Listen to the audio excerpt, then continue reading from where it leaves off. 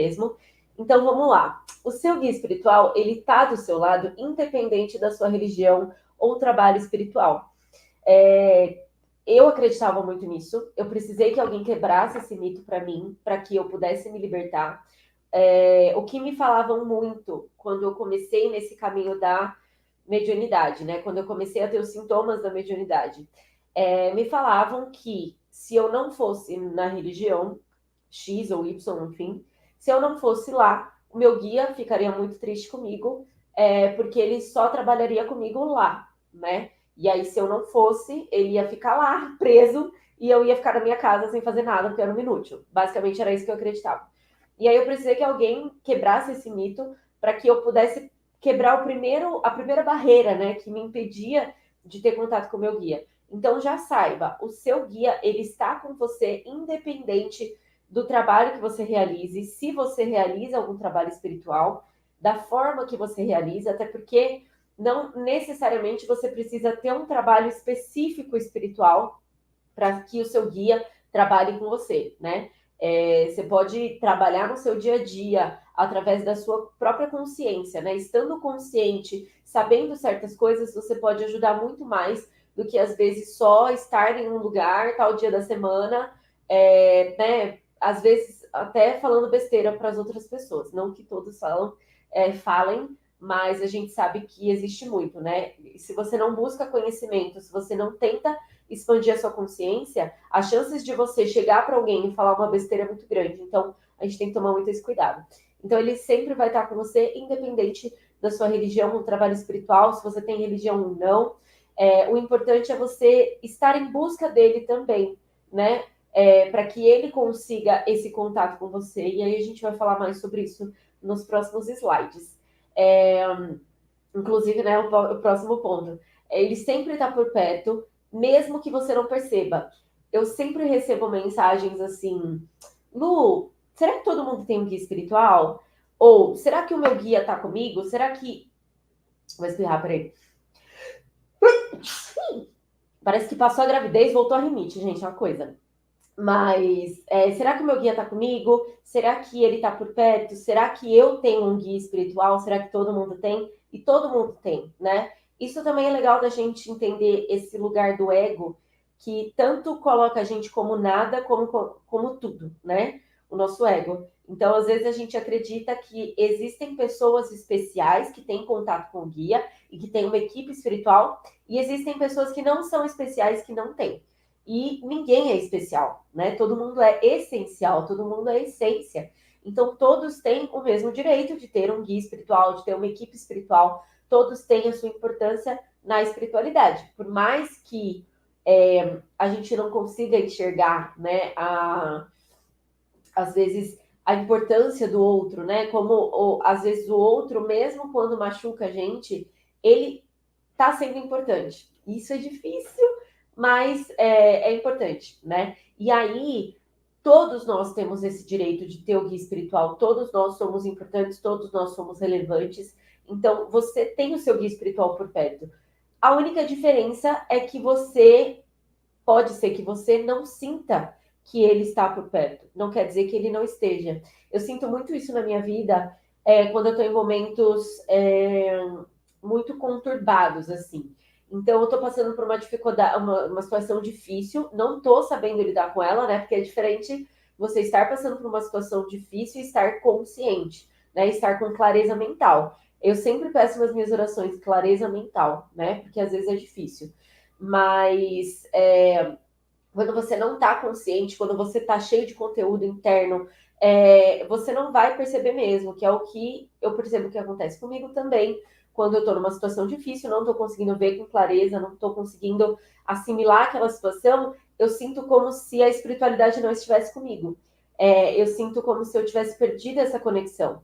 E não é verdade, né? Até porque no momento que eu volto, no momento que eu faço o que tem que ser feito, a conexão volta. Então quer dizer que não é que eles não estivessem ali naquele momento, mas eu que não estava percebendo. E é legal a gente ter essa percepção para não se sentir abandonado mesmo, né? No momento difícil.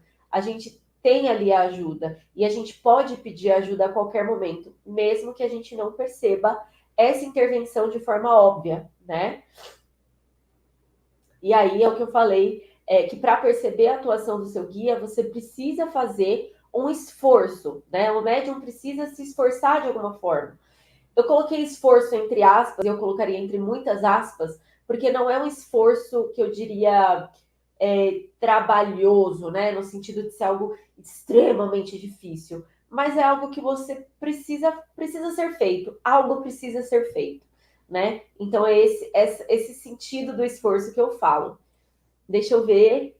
Vocês estão aqui. Todo mundo entendendo? Boa noite de Portugal, seus lindos. Temos vários alunos de Portugal. Vamos lá, então. A Ingrid falou, também ouvi falar isso. Inclusive que os guias iriam castigar se eu não trabalhar em tal lugar. Eu já ouvi isso também e eu morria de medo. Gente, é mentira, tá? É mentira. Não tem nem pé nem cabeça essa afirmação. Vamos lá. Então, por que, Luísa? Se é tão fácil, tão simples. Como eu falei, não é fácil, é simples. Mas existe um esforço. Então, por que não está acontecendo, né? Por que eu não estou conseguindo ter esse contato? Então, a gente tem que imaginar a nossa mente, né? O nosso ego é a nossa mente. Vamos pensar assim, o nosso ego, ele é os nossos pensamentos racionais, aquilo que a gente aprendeu nessa vida, né? Então, ele é importante. A gente precisa do nosso ego, da nossa mente, para a gente poder estruturar, materializar, né, o conteúdo espiritual, trazer para a vida material. Por isso que uma pessoa espiritualizada, que está em harmonia, tanto com a sua mente, com o seu espiritual, com a sua vida material, ela consegue materializar, ela é uma pessoa próspera, né? Porque ela consegue trazer da espiritualidade, ela consegue trabalhar na mente dela, organizar esse conteúdo e materializar. Então, tudo que vem do espiritual são coisas muito boas, muito prósperas, abundantes, né? Vem de Deus. E Deus é abundância, é tudo de bom, de melhor. Então, passa pela nossa mente, a gente consegue traduzir e passa para o material. Isso é uma pessoa um médium desenvolvido mesmo, um médium desperto, eu diria. Não só desenvolvido, um médium desperto, né? Não só para as questões espirituais, mas para as questões materiais também. Então, imagina a sua mente como se fosse um aquário, né? O que você percebe hoje é como se fosse um aquário. Dentro desse aquário tem muito conteúdo normalmente. E muitas vezes esse conteúdo ele é desorganizado. Se você parar agora e começar a prestar atenção no que você está pensando, na maioria das vezes é um monte de pensamento que vem um atrás do outro. Não tem freio, sabe? Você pensa um monte de coisa, às vezes você tenta não pensar, vem uma música, ou você tenta não pensar e vem alguém na sua cabeça. Então, é o tempo todo muito conteúdo, muita coisa na sua cabeça. E aí, dependendo da forma como isso tem acontecido, né? Como esse conteúdo vem não sendo estruturado, você não tem conseguido fazer essa limpeza, esse conteúdo pode sujar o seu aquário. Então, é como se ficasse tudo muito turvo, que é o que eu falei. Às vezes a gente está numa situação da nossa vida de muita ansiedade, de muita coisa acontecendo, muita coisa da vida material acontecendo e a gente não está sabendo lidar, e aí esse aquário vai ficando sujo. A gente fica imerso na nossa própria dor, nas nossas próprias preocupações, na nossa ansiedade, na nossa angústia, a gente fica preso ali. É como se a gente entrasse para dentro de nós e não conseguisse ver além, né? Então é como se o nosso aquário estivesse sujo. E aí você imagina que fora desse aquário é onde está toda a nossa espiritualidade amiga, né? Todos os seres de luz que querem ajudar, que querem trazer informações. Então, se esse aquário está turvo, está sujo, a gente não vai conseguir enxergar além. A gente vai ficar imerso dentro da nossa própria sujeira mental, dentro da nossa própria ansiedade, das nossas próprias angústias, e a gente não vai conseguir ver além, né? Então, você precisa limpar esse aquário, na verdade, para você poder enxergar o que está fora. A limpeza do aquário faz com que você enxergue o que está fora, né? Todos esses seres mais elevados que querem te ajudar, que querem te trazer informações, eles vão estar lá. Só que a limpeza desse aquário, ela não é do nada, né? Não sei lá, às vezes a gente pensa que até eu vou fazer o detox energético que já vai limpar o aquário e pronto, eu vou conseguir ver. Como eu falo na aula, na última aula, né? Na terceira aula da jornada, o detox energético, por exemplo, ele é uma forma de limpeza, né? Ele realmente limpa. Só que o que acontece é como se você estivesse jogando areia dentro dessa água. Você está jogando com uma mão. com a outra você está limpando, né? Que é o detox energético. Então, por um momento rápido, você vai conseguir enxergar além. Por isso que eu falo, na terceira aula, pode ser que você tenha contato com o seu guia, porque você vai passar por uma limpeza ali. Só que você continua jogando areia, né? Com a outra mão você ainda está jogando. Então vai ser muito rápido essa limpeza. Você vai limpar e já vai sujar em seguida, né? Então, eu sempre dou essa dica, né? Fez o detox energético, já se conecta com o seu guia, já faz uma pergunta para o seu guia, já, né, para tentar ter esse contato ou ter um sonho, alguma coisa. Porque logo dali algumas horas ou até alguns minutos, dependendo da pessoa, né, da quantidade de conteúdo que ela tem, ela já encheu de areia, né? E aí ela já não está conseguindo enxergar de novo. Então, às vezes a gente coloca um peso, né? Vou até colocar aqui, a gente coloca um peso no que está externo, né? Que vai curar a gente, que vai fazer com que o nosso aquário limpe, acha que vai no centro tomar um passe e já vai estar tudo resolvido, ou que vai fazer o detox energético e pronto, resolveu também, ou, sei lá, que vai fazer um trabalho espiritual e que vai resolver 100%, e não é bem assim, né? Como eu falei, é preciso um esforço da parte do médium também, né? Apesar de que o passe, o detox, o trabalho espiritual ajudam demais, se associados a isso que eu tô falando aqui na aula, tá? Então, como eu falei, não existe pílula mágica. Eu não vou trazer para vocês aqui um conteúdo que fale de pílula mágica ou de um exercício milagroso que vai mudar a sua vida de 0 para 100% em um exercício. Não vai. A gente precisa fazer esse esforço interno, tá?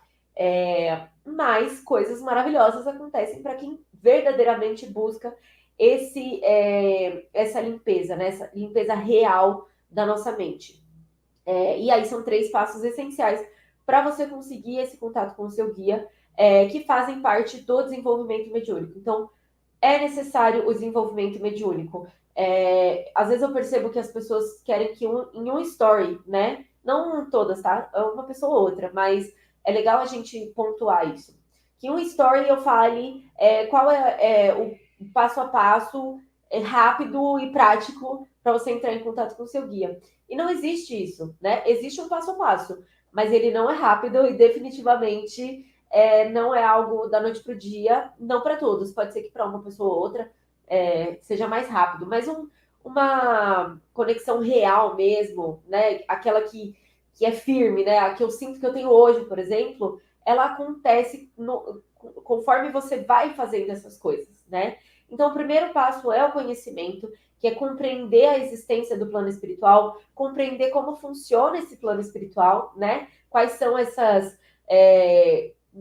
quais são os seres que estão à nossa volta, como que funciona a sua vibração, enfim, entender como tudo isso funciona na teoria. O autoconhecimento, que eu diria que é a parte do despertar e que é o mais importante, né? Que é essa limpeza do seu conteúdo mental. Então, às vezes eu tenho alunos que falam, ai, Lu, não estou conseguindo, tá difícil. E aí eu busco entender como que tá a sua mente nesse momento, né? Como andam os seus gatilhos, né? As suas vulnerabilidades. Então a gente precisa olhar para isso.